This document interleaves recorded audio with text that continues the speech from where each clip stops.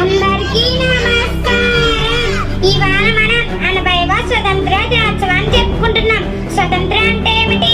మన దేశాన్ని స్వేచ్ఛగా మాత్రమేనా, లేక ప్రతి ఒక్కరూ భయపడకుండా గౌరవంగా జీవించడమా? మన పెద్దలు ఎన్నో త్యాగాలు చేసి మనకి స్వేచ్ఛను అందించారు.